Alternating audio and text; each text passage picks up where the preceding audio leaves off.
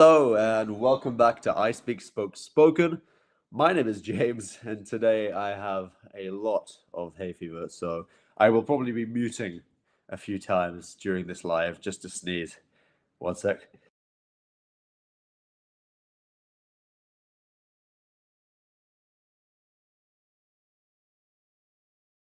Yeah, please bear with me. There is so much pollen in the air right now in London. And one sec, one more time.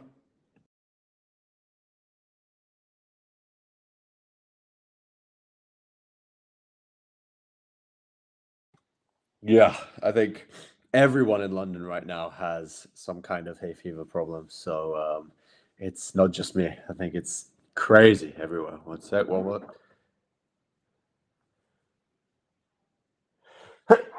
I'm so sorry, guys. Thank you. Thank you, guys. It is a pleasure to be back with all of you um, in whatever state I'm in, even though I'm probably going to be sneezing throughout the whole class. But I hope that you're all doing well. Let me know how your week is going, how you're all doing.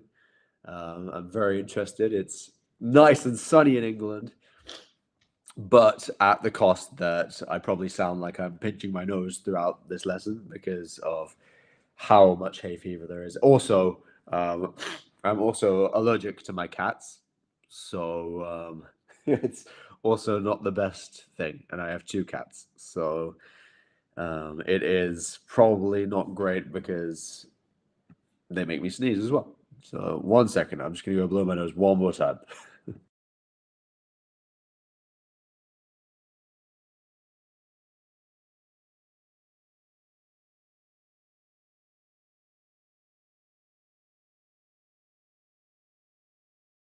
There we go.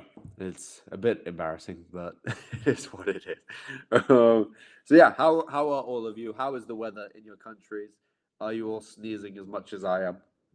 I hope not. I really do hope not. Today we are looking at some idioms, and I love teaching idioms. It is one of my favorite things to work on with my students and also with you guys because idioms are just phrases that, if you're not a native English speaker, probably make zero sense to you.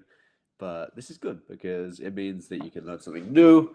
You can learn something that is going to make you sound more native when you're speaking English, and it is, yeah, it's good to learn something like this because it will make you sound more like a native when you're speaking. Michelle, yes, I am under the weather. I am very far under the weather when it comes to having hay fever. This is what we call it when the pollen is causing you to sneeze and all that horrible stuff. But it's all right. It's okay.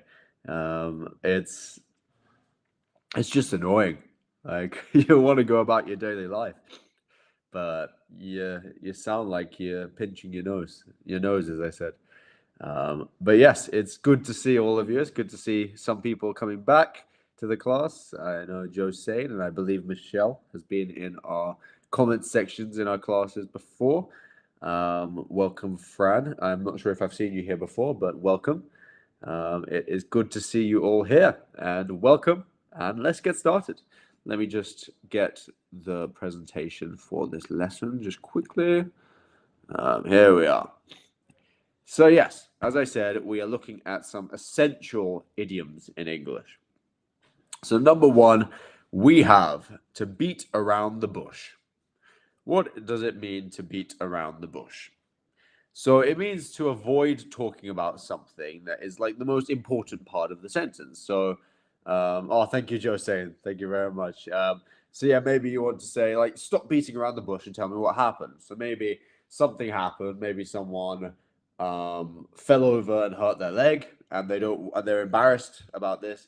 So they might be saying, "Oh yeah, like I was walking home, and then I was talking to my friend," and maybe they don't want to talk about the actual thing that they're embarrassed about. So they're beating around the bush, and this is how we use this one. So yes, all right.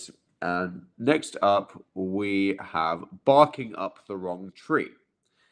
So to bark up the wrong tree means to pursue a mistaken or misguided line of thought or course of action. So you originally thought one thing about this situation, like you were maybe so if you think I'll lend you money, you're barking up the wrong tree. So you are asking the wrong person about this. You thought one thing, you thought that I would give you the money, but you're barking up the wrong tree. Like imagine if there's a tree that a dog thinks is full of birds, and the dog is barking up that tree, but there are actually no birds in there for them to kind of chase. So that is kind of, I guess, where the idea comes from. Next, we have number 3, which is to break the bank. So to break the bank means something costs a lot of money. They're spending a lot of money on this thing.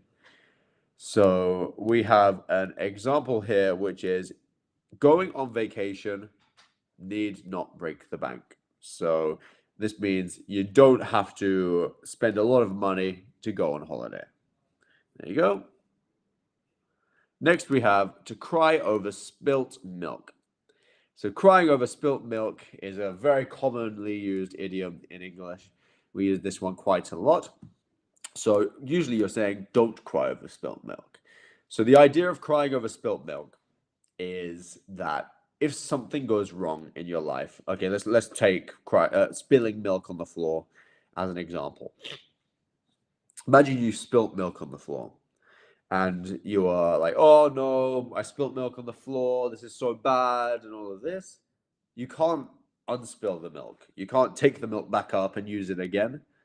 And you can't go back and stop yourself from spilling the milk. So you might as well not cry about that. You might as well just move on. Because if you cry over it, you're being foolish because like you're crying over something that can't be changed. So there's no use crying over spilt milk. What's done is done. So move on from it because you can't change it. That's what this means. And this is our example. So if you have been in our live classes before, you will know that we have our red words. And if you've been here before, you'll know what the red words mean. What these mean is these are words that we have seen are words that are quite commonly mispronounced. They're easy to mispronounce in English, so we thought it's a good idea for us to go through these and have a look. You'll see that next to the actual word, we have our red words, which is our phonetic transcription. This is how it's pronounced. So there are the normal spellings, but then we also have our phonetic transcription, which is, it shows exactly how it's spelled. So we've got, if you want to repeat after me, I will say it. I want you to repeat. I will say it again. I want you to repeat again. Around. Around. Very good. Wrong. Wrong. You'll notice how we don't say we're wrong. We say wrong, as in R, like just an R. Wrong. There we go. Break. Break.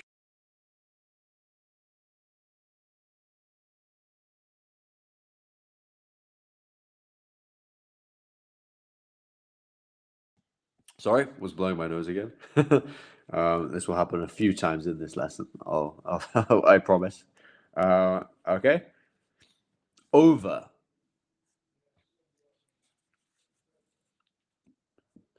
Over. Very good. Let's move on to our next page, shall we? Next, we have every cloud has a silver lining. This one's lovely. So what this one means is everything that happens in your life that is bad has something that has the potential to produce something that is good. So though she lost her job, she found a better one. So if she hadn't actually lost her job, she might not have found a better one. So the cloud, like something that actually made her sad, losing her job, meant that she actually found a better job. And that was the silver lining of the cloud. There we go. Number 6, we have to feel under the weather. Funnily enough, Michelle actually already asked me if I'm feeling under the weather today. So I know that Michelle knows how to use this one. But if none of the rest of you do, this is what it means. So it means to feel ill. So you're under the weather, you're not feeling well. So I'm not going to work today. I'm feeling under the weather. That is our phrase. Number 7, we have in the same boat. So to be in the same boat means that you're going through the same, most likely difficult situation as someone else. So we're all in the same boat, so we need to stick together. So maybe a group of people are getting fired from their job, so they've decided to stick together to help each other out. So they're all in the same boat. They're all getting fired. And yes, that is what that one means. Next, we have to jump on the bandwagon. This is quite a popular one. So if you're jumping on the bandwagon, you are joining someone into doing something that is popular or fashionable. So an example here could be everyone's jumping on the bandwagon and buying electric cars these days. So it's something that is a fad, it's a fashion, so everyone is doing that thing, and you have decided to join them in that. You are jumping on the bandwagon. All right, let's look at our red words here. So number 1, we have weather. Weather. Very good. Boat. Boat. Perfect. Next up, we have kill 2 birds with 1 stone. So to kill 2 birds with 1 stone, well, this feels very uncomfortable. I need to quickly go and grab some tissues. Just give me a second. Sorry, guys.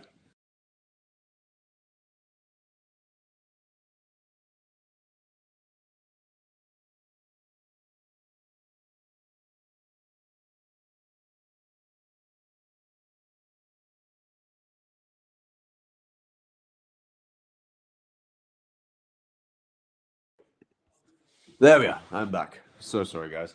I just needed to get some more tissue for myself. Okay. So yeah, to kill 2 birds with 1 stone means that you're attempting to do that you have 2 things that you need to do, and you might find a way of doing both things all at once. So you're accomplishing 2 different things at the same time. So by visiting my parents, I can kill 2 birds with 1 stone and pick up my old books. So they're able to do 2 things all at the same time. Number 10, let the chips fall where they may. So this means to let something happen no matter what happens next. So accept whatever happens.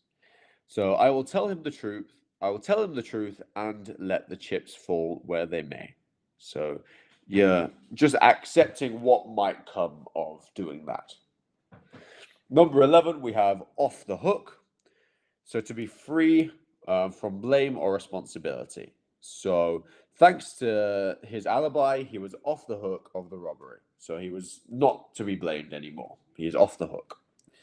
Number 12, once in a blue moon. So this means very rarely. It means it doesn't happen all that much. So she visits her relatives once in a blue moon. Every now and then she visits her relatives, and that's because blue moons are quite rare things. So our red words here are stone, stone, may,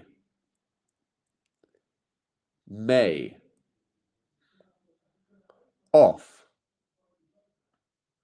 off, hook,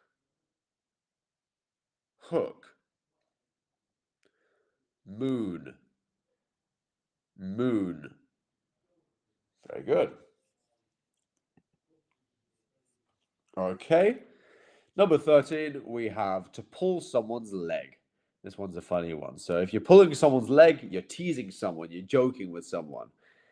So maybe you say something to someone and they think it's serious. They might go, "Oh, why would you say that?" Or they might think that you're not joking about it. And then you could say, Don't worry, I'm just pulling your leg. I'm just joking. I'm just teasing you. That's what that means. Number 14, a penny for your thoughts. So this is a way to ask what someone's thinking if they're thinking about like what do you think? Like maybe someone sat there and they're like kind of obviously just thinking about something, and you might say a penny for your thoughts. What are you thinking about? So an example here would be you've been quiet for a while. A penny for your thoughts. Like, do you want to tell me what you're thinking? Okay. Number 15, a dime a dozen. So if something is a dime a dozen, it means it's very common and not so special. So used books are a dime a dozen at the store. There are loads of them. They're not rare at all. They're very common.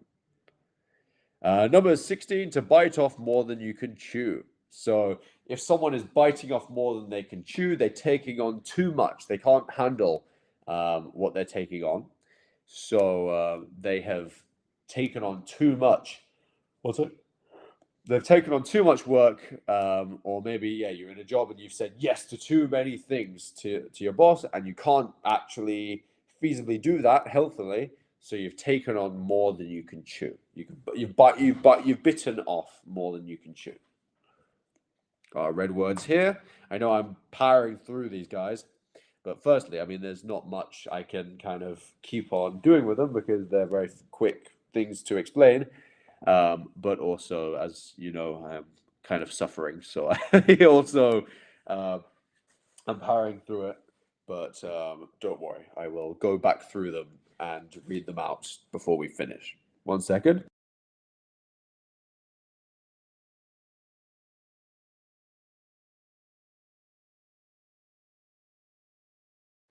Here we go. So yeah, so don't worry about that, but just know that like I mean, there's only so much that you can say about each one as well, you know. Number 17, the last straw. So the last straw is when something has hit a like it's the final problem. Like you can't take any more. You've hit your last straw. So his rude comment was the last straw, and she decided to quit. It was the end. Like she was putting up with it until then, and that was the last straw. She no longer put up with it after that. Number 18, to steal someone's thunder, which means to take credit for someone else's achievements. So maybe she stole my thunder by announcing her pregnancy at my wedding. So someone was having a wedding. She thought she wanted some attention, so she went and chose that as the good time to tell people that she was pregnant. Okay. Number 19, to take with a grain of salt or a pinch of salt. In England, we quite regularly say a pinch of salt. So to take something with a pinch of salt or a grain of salt, what you're doing is you're not taking something too seriously. So take his ice with a grain of salt or a pinch of salt. He doesn't have much experience. So you can't take what he says too seriously because he hasn't been doing it for that long. Like he doesn't have much experience in that thing. Um, and yeah, you might say this about someone who maybe someone lies a lot. You might say, "Oh, I'll take what they say with a pinch of salt," because you're not going to believe what they say. Or maybe someone is trying to maybe like someone is just trying to be mean or put you down. You might say to someone, "Oh, I'll take what they say with a pinch of salt. They're just trying to be mean," or something like this. Don't take them too seriously. But yeah, it's often used when someone lies a lot, or if someone is what's the word? If someone is well, English. If someone maybe isn't as experienced with something, and like maybe you say, "Yeah, take what they say with a pinch of salt," it might not be 100% correct, you know. So yeah, there's a couple of ways that we can use take with a grain or a pinch of salt. And as I've said, all of these, including this, are very good ways of expressing things that maybe would be harder to express without certain sayings. So they're good to know. Number 20, through thick and thin. So if you've gone through thick and thin, it means you've gone through good times and you've gone through bad times. Like maybe It's maybe like you've known someone for years and you've known them through some very difficult times in your life, and you've known them through some very good times in your life. So they've been friends through thick and thin. They've gone through a lot together. Okay, our red words on our last page here are straw, straw,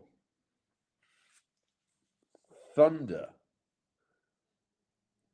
thunder. Very good. Take. Keep repeating, guys. Take, with, grain, grain, salt, salt, through, through, thick, thick, thin, thin. Very good, very good. Remember to keep on repeating, because when you repeat, you will get better pronunciation, you'll build better vocabulary, and you will just build your muscle memory of how to say these things, because certain patterns like are in any language, you know, and like they come up in any language. And once you start to figure out those patterns, start building the facial muscles, which actually will allow you to make those sounds. Because that's what it is. Like when there's something that is difficult to pronounce, it's because in your own language that thing doesn't exist, and that means that you actually haven't built up those facial muscles that are needed for that. And in practicing, in repeating, in just trying to mirror what I say and how I say it, you will build those muscles. And over time, you will sound much more like a native if that's what you want. So let's go back through each one and I will just read out each of the idioms. I want you to repeat. I will read them twice each. Number one, beat around the bush. Beat around the bush. Barking up the wrong tree. Barking up the wrong tree. Break the bank. Break the bank. Cry over spilt milk. Cry over spilt milk. Great. Every cloud has a silver lining. Every cloud has a silver lining. Feel under the weather. Feel under the weather. In the same boat. In the same boat. Jump on the bandwagon. Jump on the bandwagon. Kill two birds with one stone. Kill two birds with one stone. Let the chips fall where they may. Let the chips fall where they may. Off the hook. Off the hook. Once in a blue moon. Once in a blue moon. Very good.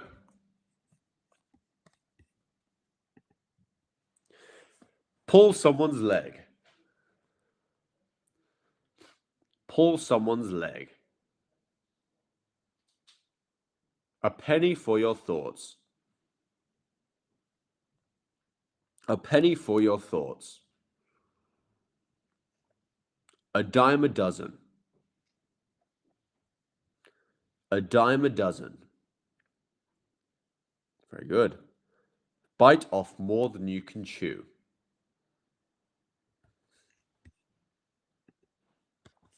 The last straw. The last straw. Steal someone's thunder. Steal someone's thunder. Take with a grain of salt. Or take with a pinch of salt. Through thick and thin. Through thick and thin. And there we are. Well, I hope that you enjoyed this one, guys. I think that my hay fever got a little bit better through the class, as it was terrible at the beginning. But I hope that you're all doing well. I hope that you have a great week. If you have any questions, put them in the comments and we will get back to you about those. And yes, I hope that you're all doing well and I hope you have a great week. And I will see you next week. I've been James. We've been ISpeakSpokeSpoken and joyfully